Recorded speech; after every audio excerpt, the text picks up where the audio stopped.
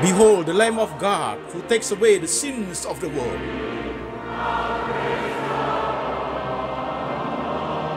Jesus said, I am the way, the truth, and the life.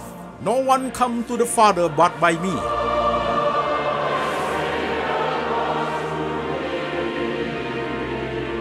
For God so loved this world, so he gave his one and the only Son. Whoever believes in him shall not perish, but have eternal life.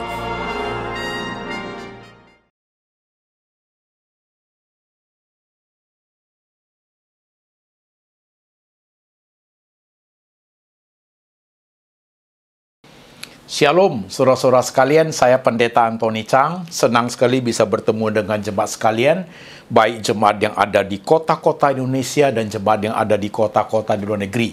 Saudaraku, hari ini kita akan masuk khotbah serial terbaru, mengingat kita sudah ada di bulan Desember. Sebelum masuk dalam pembahasan, seperti biasanya saudaraku, pada saat saudara masuk ke YouTube channel saya, jangan lupa klik subscribe dan lonceng. Pada saat saudara klik subscribe dan lonceng, artinya ketika khotbah yang terbaru dirilis, secara otomatis ada notifikasi otomatis di gadget saudara, sehingga mempermudah saudara untuk beribadah. Demikian informasi, Tuhan Yesus memberkati.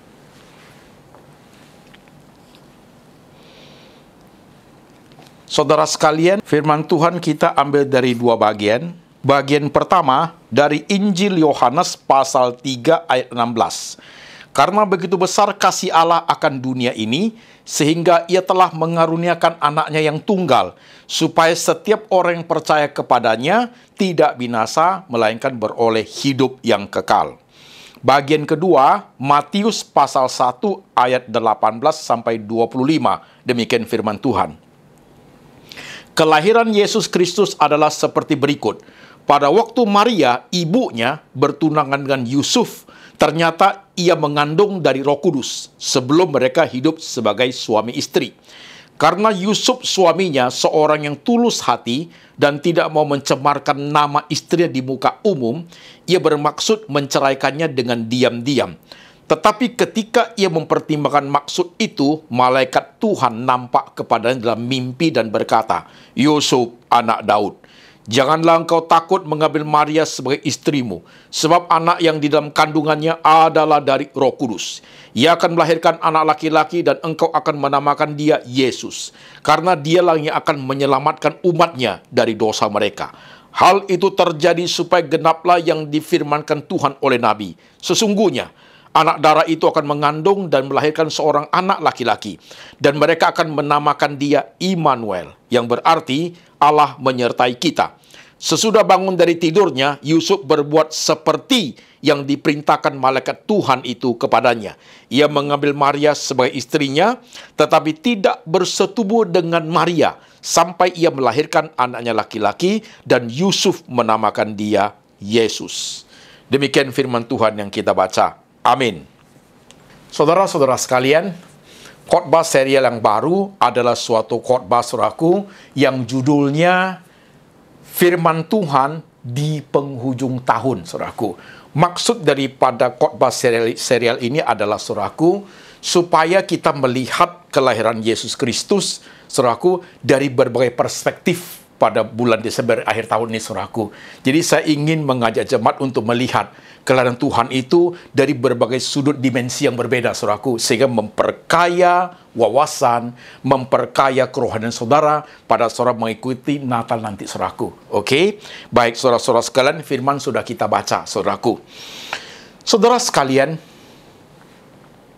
kalau saya boleh bertanya satu pertanyaan.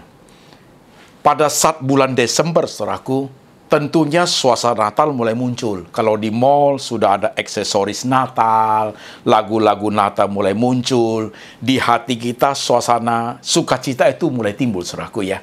Tapi kalau saya boleh tanya, kenapa suasana itu muncul hanya pada bulan Desember, saudaraku ya?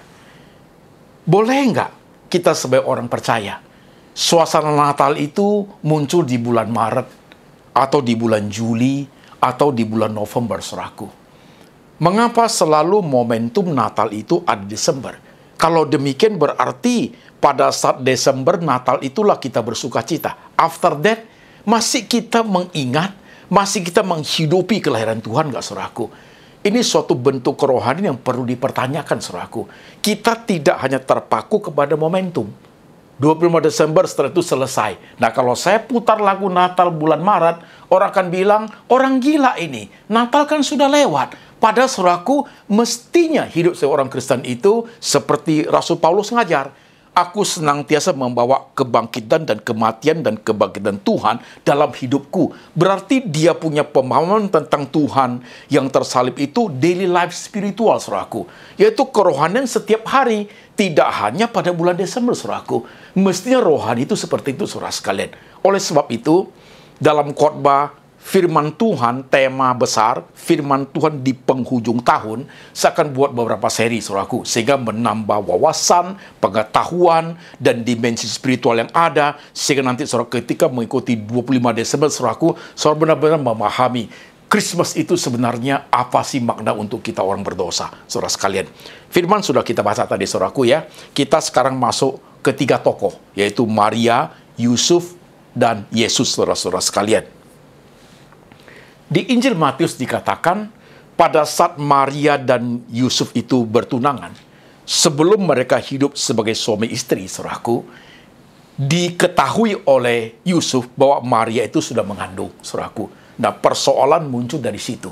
Karena Yusuf seorang yang tulus hati, maka diam-diam dia mau ceraikan Maria, saudara sekalian. Nah, ketika dia ingin melakukan tindakan itu, malamnya datang malaikat Tuhan kepadanya dalam mimpi. Yusuf, anak Daud, jangan engkau takut mengambil Maria sebagai istrimu, karena anak yang dikandungnya adalah dari Roh Kudus. Itu adalah konfirmasi Tuhan lewat malaikat kepada Yusuf, saudaraku. Nah, sekarang kita berhenti di situ. Tidak mudah buat Maria dan Yusuf hidup di zaman mereka mengemban tugas untuk melahirkan juru selamat, saudaraku. Kita ini yang terima jadi ini gampang sekali. Tapi coba saudara kita berdiri di sepatu Maria dan Yusuf. Betapa berat pergumulan itu, saudaraku. Mereka itu anak kampung, saudaraku. Kalau Maria itu putri raja, Yusuf itu pangeran, saudaraku, begitu dari kerajaan besar, melahirkan anak raja, saya pikir semua orang akan setuju. Tapi kalau Maria anak kampung, Yusuf itu tukang kayu, dikatakan melahirkan raja di atas geran raja, mereka juru selamat, memang tanya, siapa yang mau percaya, saudaraku? Demikian pun tugas yang dipegang oleh Maria dan Yusuf, saudaraku, tidak mudah, tidak seperti yang kita pikir, saudaraku. Orang-orang di kampung mereka itu, siapa mau percaya? Dia orang kampung kok, hidup tetangga kita kok, tidak ada apa-apanya, bukan siapa-siapa. Tiba-tiba dia mengaku bahwa dia melahirkan juru selamat. Orang akan tanya, siapa kamu? Saya suka, saudaraku, membuat perumpamaan yang baik supaya jemaat gampang mengerti. Oke lah, sekarang kita katakanlah Maria dan Yusuf, saudaraku ya, kita bawa ke zaman kita. Supaya gampang ngertinya. Kalau kita bawa diri kita ke zaman Maria dan Yusuf, saudaraku, terlalu jauh. Nah, sekarang Maria dan Yusuf kita bawa ke zaman kita. Siapa itu Maria? Teman sekantor kita. Kira-kira begitu kan? Siapa itu Yusuf? Ya tukang kayu, tukang mebel, furniture di Roxy sana, saudaraku. Kita tahu Yusuf dan Maria itu pacaran. Sore-sore Yusuf bawa motor, jemput Maria pulang kerja, begitu. Kira-kira begitu, saudara kan? Suatu hari di kantor lagi makan siang, Maria sambil makan, dia udah hamil, saudaraku. Mereka baru tunangan, dia sudah hamil. Nah, waktu makan-makan dengan teman-temannya, dia pengen cerita. Dia ngomong, teman-teman, aku lagi hamil. Teman-temannya mikir apa? Wah, sudah melakukan sesuatu dengan Yusuf, kan begitu. Tapi Maria menambah kalimatnya. Lagi makan bakso ini, lagi gigit bakso. Maria ngomong, tetapi yang kukandung itu adalah dari Roh Kudus. Itu bakso loncat masuk, men. Teman-temannya kan kaget. Maria, saya kan kenal kamu 3 tahun di kantor ini. Hutang saya 100.000 aja belum bayar. Kamu bilang mau lahirkan juru selamat. Siapa kamu? Nah, apa bedanya kan Maria yang di kampung zaman dulu, saudaraku? Apa bedanya? Pergumulan mereka itu berat sekali, saudaraku. Suami istri yang belum married ini untuk menanggung beban untuk melahirkan juru selamat itu berat sekali tanggungannya, saudaraku. Problem mereka hadapi, iman mereka begitu berat untuk menjalankan, saudaraku. Tapi Tuhan itu baik. Ada konfirmasi Tuhan lewat malaikat. Yusuf, anak Daud, itu benar-benar meneguhkan iman. Maka ketika Yusuf bangun dari tidurnya, dia berbuat seperti yang diperintahkan malaikat Tuhan itu. Karena ada peneguhan dari Tuhan lewat malaikat. Ada konfirmasi bahwa anak dikandung itu adalah Yesus, kasih nama dia Yesus, dan dia adalah Immanuel, Allah yang menyertai kita. Saudaraku, di tengah berkecamuk zaman, saudaraku ya, di tengah problem yang kita hadapi, saudara percaya nggak? Selalu ada konfirmasi dari Tuhan, saudara. Yusuf mendapat konfirmasi dari malaikat. Tuhan banyak cara untuk mengkonfirmasi bahwa penyertaan Tuhan itu sempurna, saudaraku. Banyak cara, saudaraku. Tidak harus selalu lewat malaikat. Tuhan juga bisa konfirmasi lewat firman Tuhan seperti hari ini. Tuhan juga bisa konfirmasi lewat teman-teman lain. Tuhan juga bisa konfirmasi lewat pendeta, lewat banyak cara, saudaraku, untuk meyakinkan kita bahwa penyertaan Tuhan itu sempurna di tengah zaman COVID seperti ini. Termasuk Yusuf, itu goncang, saudaraku, goncang sekali. Tapi ada konfirmasi dari Tuhan kepada mereka. Kita selesaikan Maria dan Yusuf, saudaraku. Dia mengambil Maria sebagai istrinya dan tidak bersetubuh dengan Maria sampai Maria melahirkan anak diberi nama Yesus. Setelah itu dia bersetubuh. Maka lahirlah saudara-saudara tirinya Tuhan Yesus, kan begitu, saudaraku, kan? Oke, kita selesai Maria dan Yusuf. Sekarang kita lihat Yesusnya, saudaraku. Mempercayai Tuhan Yesus sebagai juru selamat, saudaraku, perlu anugerah, betul. Tapi ketika kita sudah menerima anugerah tentang Tuhan Yesus itu, saudaraku, kita harus menekuni firman Tuhan yang ada. Kita harus mempelajari Alkitab untuk mengerti, mengenal Tuhan Yesus jauh lebih dalam, saudaraku. Karena dunia ini, saudaraku, akan mengenal Yesus dengan cara berbeda. Banyak orang mengenal Yesus jauh dari pengertian Alkitab, saudaraku. Jadi, saudara catat perspektif seri pertama. Firman Tuhan di penghujung tahun tentang Yesus, khusus dalam konteks Christmas, saudara catat, saudara perhatikan dengan baik, saudaraku. Yesus itu bukan hasil persetubuhan suami istri. Bukan hasil persetubuhan suami istri. Karena ketika Yusuf dan Maria masih bertunangan, belum melakukan hubungan suami istri, Marianya sudah hamil, saudaraku. Dan waktu Yusuf bangun, dia melakukan perintahnya, dia tidak bersetubuh dengan Maria sampai Maria melahirkan Yesus. Jadi, saudaraku, poin pertama, Yesus bukan hasil persetubuhan suami istri atau laki-laki dan perempuan, saudaraku. Yesus adalah dikandung dari Roh Kudus. Tuhan itu meminjam rahim Maria untuk Yesus itu lahir, saudaraku. Poin pertama. Poin kedua, saudaraku, karena bukan hasil persetubuhan, saudaraku, kedokteran akan bingung. Karena ilmu kedokteran itu mengajarkan seorang manusia bisa hidup adalah pertemuan atau hasil daripada pertemuan antara pria dan wanita, saudaraku. Sehingga anak di dalam itu, manusia yang akan tumbuh, saudaraku, itu mempunyai 46 kromosom, saudaraku. 46 pasang kromosom. 23 papa, 23 mama. Nah, kalau kromosom itu terjadi kelainan, anak itu cacat mental. Kelainan lebih berat, saudaraku, manusia itu tidak bisa hidup, saudaraku. Dan buktinya adalah Yesus tidak mengambil kromosom Yusuf, saudaraku, tetapi hidup, saudaraku, begitu. Itu menjelaskan bahwa Yesus adalah Tuhan, saudara sekalian. Dia tidak butuh hubungan suami istri. Saudara berhenti sebentar. Jikalau Yesus adalah hasil hubungan suami istri, Yesus menjadi manusia berdosa, saudaraku. Tidak mungkin jadi juru selamat. Kitab Roma jelas. Oleh karena kejatuhan Adam, saudaraku, maka semua orang berdosa. Jadi Yesus tidak boleh lahir dari Adam, saudaraku. Yesus tidak boleh seperti kita. Maka dia dikandung dari Roh Kudus, lahir dari anak darah Maria, saudaraku. Yesus bukan keturunan Adam, saudara sekalian. Keturunan Adam itu adalah kita. Keturunan orang berdosa. Tapi Yesus tidak berdosa, saudaraku. Hal ini harus diajarin dalam konteks Natal dari perspektif yang bagus, saudaraku. Supaya jemaat mengerti baik, ajarkan kepada anak cucumu, saudaraku. Yesus bukan hasil hubungan suami istri, saudaraku. Yesus sekalipun tidak mengambil kromosom Yusuf, dia hidup sebagai manusia normal, saudaraku. Oke? Ini penting, saudara sekalian. Jadi kita mengerti Yesus itu dengan tepat dan benar. Sehingga di situ bentuk respek, penghargaan, kebesaran Tuhan itu bisa kita lihat dengan benar lewat iman kita yang betul, saudaraku. Iman kita yang terarah untuk mengerti Yesus. Oke, saudaraku. Nah, sekarang kita lanjut. Perhatikan. Saudara-saudara sekalian, Yesus itu, saudaraku, Christmas itu, Natal itu, saudaraku, ini perspektif seri pertama. Firman Tuhan di penghujung tahun, saudaraku ya. Perspektif pertama, saudaraku sekalian.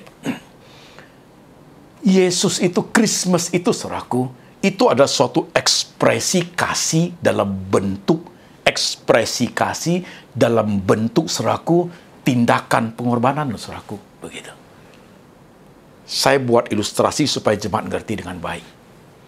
Yesus di sorga sana datang menjadi manusia, saudaraku. Yesus adalah Tuhan. Dia berhak untuk menentukan, saudaraku. Dia berhak untuk menentukan mau lahir di tempat siapa. Dia berhak menentukan lahir di mana.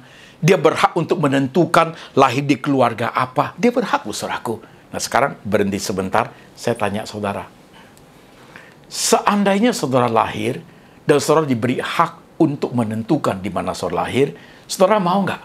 Saudara pilih lahir di mana? Ayo, jujur sekarang, ada 1 menit untuk saudara sedikit berinteraksi dengan diri saudara sendiri. Oh Pak, kalau saya boleh berhak menentukan saya lahir di keluarga kerajaan Pak. Kaya raya Pak. Semuanya enak. Pokoknya saya kok berhak, saya akan pilih lahir di keluarga yang begini, harta seperti ini. Saya tidak susah hidup Pak. Begitu. Itu kita kan berhak memilih. Yesus pun sama, saudaraku. Dia berhak, dia berhak menentukan. Tapi dia tidak pilih itu loh, saudaraku. Dia pilih apa? Dia pilih lahir di keluarga tukang kayu. Dia pilih lahir di kandang binatang, saudaraku. Dia pilih lahir di keluarga miskin. Nanti dia pilih matinya, saudaraku, disalib. Dia pilih, saudaraku, kuburan pun dia pinjam, saudaraku. Dia nggak punya loh. Ya. Yusuf dari Arimatea yang pinjam ke dia kuburannya, saudaraku. Dia berhak untuk menentukan, tapi dia menentukan seperti itu, saudaraku. Itulah kasih. Kasih yang dinyatakan dalam bentuk pengorbanan, saudara sekalian. That is love. That is love. Kasih yang dalam bentuk sacrifice, saudaraku. Nah, dalam perspektif pertama ini, kenapa saya mau ngomong begitu? Karena sering sekali pada saat Natal, kita gegap gempita, sukacita. Natal itu sukacita bagi kita, tapi kita lupa bagian esensinya. Natal itu sukacita bagi kita, tapi pengorbanan bagi Tuhan, saudaraku. Pernah nggak kita merenungkan seperti ini? Natal itu sukacita bagi kita, keselamatan buat kita, saudaraku.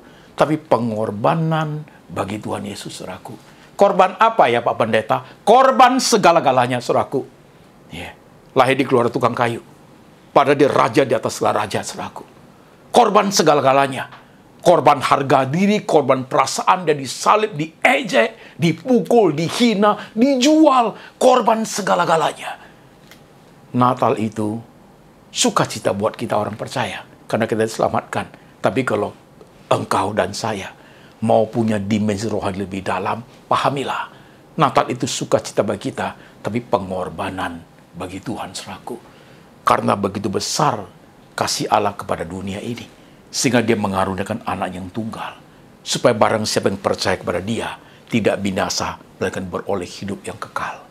Natal itu sacrifice, saudara sekalian. Jadi, Yesus dilahirkan untuk dimatikan. Itu Natal, saudaraku. Yesus dilahirkan untuk disalibkan. Yeah. He was born to be crucified. Dia dilahirkan untuk disalibkan. Itulah yang Tuhan buat untuk kita, saudaraku. Kalau saya boleh berhenti sebentar dalam bentuk pemahaman seperti ini. Takut engkau, khawatir engkau dalam hidup di dunia COVID sekarang ini. Yesus korban segala-galanya. Maka di Matius dikatakan dia disebut Immanuel, yang artinya Allah menyertai kita.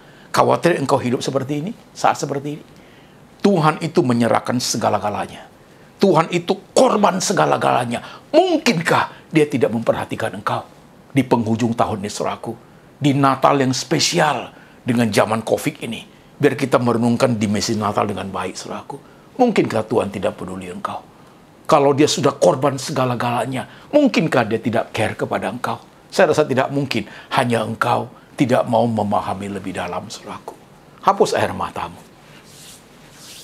Justru penghujung tahun ini, Natal menjadi Natal yang unik di tengah dunia tanpa ada harapan, saudaraku. Di tengah dunia terancam oleh COVID yang makin lama makin ganas. Kita nggak tahu bentuk apa COVID apa lagi yang akan muncul. Kita tidak tahu, saudaraku. Tapi di firman yang kita baca, di tengah gejolak zaman, Maria dan Yusuf ada konfirmasi dari malaikat. Di tengah gejolak zaman kita, Tuhan tetap mengatakan, aku Allah yang Immanuel, saudara sekalian. Takutkah engkau hidup ini? Bisakah imanmu bertumbuh melihat kebesaran Tuhan, saudaraku? Yesus Kristus adalah Tuhan. Sudah pasti, saudaraku. Karena dikandung dari Roh Kudus, lahir dari anak darah Maria. Jadi pada saat sesi pertama ini, nanti engkau duduk di kamar. Ini kan baru tanggal awal bulan Desember, baru tanggal awal, saudaraku. Buat saudara untuk refleksi diri, memahami tentang Tuhan Yesus. Iya ya Pak, Tuhan berkorban segala-galanya buat saya ya Pak. Kadang-kadang saya merasa diri saya nggak ada harganya. Siapa bilang? Kadang-kadang saya minder Pak. Kadang-kadang saya mengasihani diri. Kadang-kadang saya merasa nilai diri saya nggak ada nilainya. Tuhan korban segala-galanya dan you merasa you tidak ada nilai diri. Coba pikirkan dengan baik, saudaraku. Kau mahal sekali. Kalau kau tidak mahal sekali, nggak mungkin Tuhan mau berkorban begitu rupa. Listen to me. Kau mahal sekali. Kau mahal sekali, saudaraku. Kalau kamu tidak mahal, nggak mungkin Tuhan mau korban sehebat ini, saudaraku. Karena engkau di mata Tuhan sangat bernilai. Maka Tuhan rela berkorban besar-besaran, habis-habisan demi untuk engkau.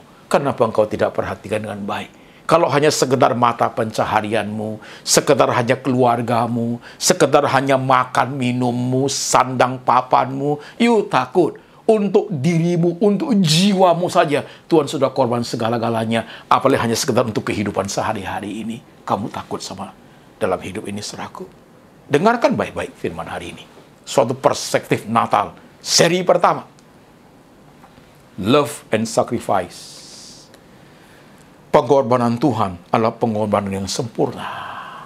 Dia sengaja pilih lahir di keluarga tukang kayu untuk meneguhkan engkau. Dia sengaja pilih untuk disalib supaya engkau diselamatkan. Dia sengaja pilih diolok-olok, diperlakukan orang tidak fair supaya pada saat engkau mengalami peristiwa yang sama, kau menerima kekuatan dari tangan Tuhan sendiri. Ada konfirmasi dari Tuhan untuk meneguhkan engkau. Hanya Tuhan berkata, jangan engkau tawar hati, jangan kecut, jangan lupa memperkatakan, merenungkan Taurat Tuhan itu siang dan malam. Supaya kemana engkau pergi, engkau berhasil. Karena Allah adalah Allah yang menyertai. Immanuel. Dimanapun saudara berada pada saat ini, saudara ada di kota-kota di luar negeri, mungkin saat itu subuh, pagi, atau malam. Atau di kota-kota di Indonesia, saudara sekalian, dengarkan firman ini. Perspektif pertama tentang Christmas, saudaraku. Mungkin kau di kamar lagi merenung. Apa artinya Pak Natal buat saya? Inilah artinya. Atau engkau sudah tua sekali. Apa arti Christmas buat saya di hari tua saya Pak? You camkan firman hari ini baik-baik, saudaraku. Atau saudara adalah kaum sebaya yang lagi sulit-sulitnya dalam hidup ini. Nggak tahu harus doing apa lagi Pak hidup ini. You dengarin khotbah ini baik. Tuhan tidak pernah mengecewakan engkau. Tidak pernah. Tuhan selalu carekan engkau, saudaraku. Dia sudah melakukannya itu. Dan sampai hari ini, penyertaan Tuhan itu tetap real dalam hidup ini. Mengertikah engkau, saudara sekalian? Mari kita berdoa. Tundukkan kepalamu sebentar. Di penghujung tahun ini, biar firman ini tiba kepada engkau, supaya engkau mengerti Natal dengan baik. Lihat dirimu sendiri, saudaraku. Lihat dirimu sendiri, katakan dalam hatimu, lihat keadaanmu. Mungkin di saat-saat seperti engkau sudah meragukan Tuhan. Suasana Natal pun bagi engkau tidak ada artinya sama sekali. Kelahiran Tuhan seperti pemahaman yang dari dulu-dulu seperti itu. Tidak ada keunikan, tidak ada signifikansinya. Tidak ada kekuatan rohaninya. Hari ini engkau dengar dengan baik. Cinta itu butuh pengorbanan. Kasih itu rela berkorban. Dan itu sudah dilakukan Tuhan buat engkau dan saya. Mungkin engkau satu keluarga lagi duduk di rumah dengar khotbah ini. Masing-masing tunduk sebentar. Lihat anakmu, istrimu, cucumu. Bukankah Tuhan itu pemelihara yang sempurna? Kalau ada keluargamu di luar negeri, di luar kota, kau tak bisa melihat. Kau berdoa karena Tuhan itu Maha tahu. Tuhan itu Maha penyayang. Tuhan itu Maha ada. Dia sanggup menjaga keluargamu. Tuhan, hamba berdoa. Firman Tuhan di penghujung tahun ini boleh meneguhkan iman umat. Di tengah gejolak zaman. Biar kelahiran-Mu Tuhan memerdekakan kami. Kelahiran-Mu meneguhkan iman kami. Kelahiran-Mu adalah suatu konfirmasi dari Tuhan bahwa kami selalu disertai. Berkati setiap umat yang ada. Hamba berdoa, tangan Tuhan diletakkan di atas kepala mereka. Tangan Tuhan diletakkan di dalam hati mereka. Supaya mereka teguh beriman kepada Yesus Kristus yang ada Tuhan dan Juru Selamat. Di tengah hiruk pikuk dunia, Tuhan adalah gembala yang baik, pemelihara yang sempurna, takkan pernah ditinggalkannya kami. Terima kasih Tuhan, berbicara kepada kami dari hati ke hati Tuhan Yesus. Di penghujung tahun ini, biar firman terus berbicara ketika suara manusia sudah berhenti. Suara roh Tuhan, suara Roh Kudus terus berbicara firman kepada orang-orang kepunyaan-Mu ya Tuhan. Dengar hamba berdoa. Dalam nama Tuhan Yesus, kami berdoa. Amin. Wonderful day.